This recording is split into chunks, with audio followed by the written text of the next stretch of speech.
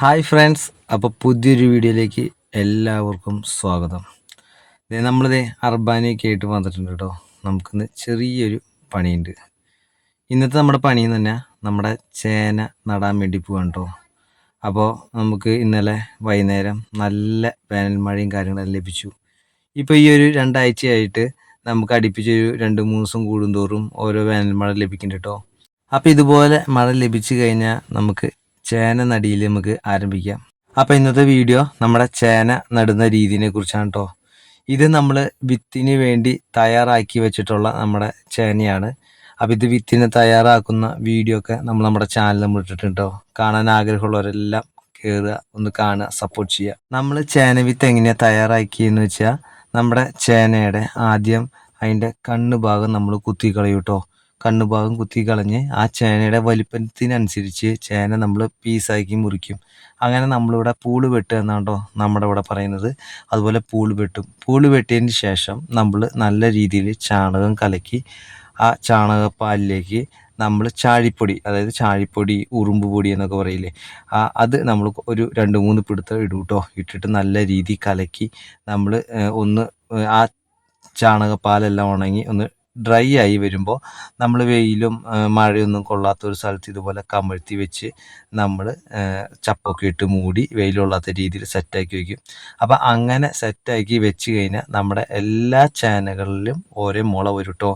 ഇതിനെ മുള നടാനുള്ള കറക്റ്റ് പരുവം ഇതാണ്. ഒരു തത്തമ്മച്ചുണ്ട് ആ രൂപത്തിലുള്ള മുള വന്നു കഴിഞ്ഞാൽ നമുക്ക് പിന്നെ നേരെ നടാട്ടോ.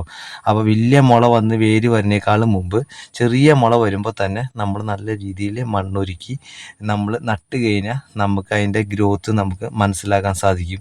ചില സമയങ്ങളിലൊക്കെ ചേന നല്ല രീതിയിൽ മുള വന്ന് അതിൻ്റെ സൈഡിൽ കൂടെ വേരുകളൊക്കെ തൂങ്ങിയ ശേഷമൊക്കെ നടുക. അതിനേക്കാളും നമുക്ക് റിസൾട്ട് കിട്ടുന്നത് ഇതുപോലെ ചെറിയ മുള വരുമ്പോൾ തന്നെ നടുന്ന കേട്ടോ.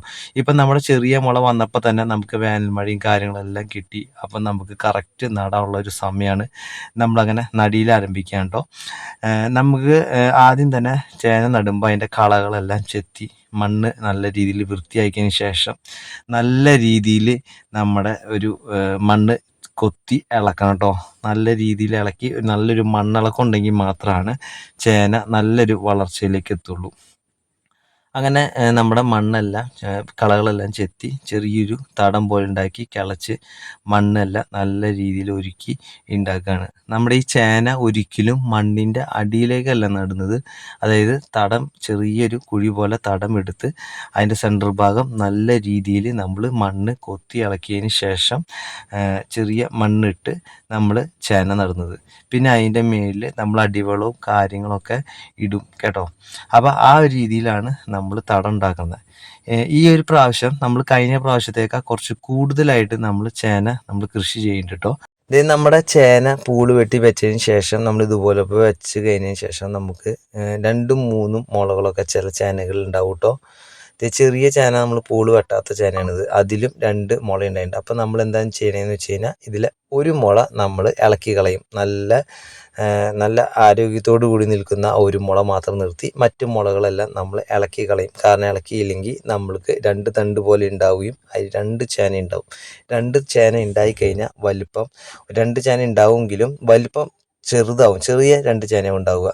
ഒരു മുള വളർത്തി നമ്മൾ കൊണ്ടുവരികയാണെങ്കിൽ ആ ചേനയ്ക്ക് നല്ല വലിപ്പം ഉണ്ടാവും കേട്ടോ.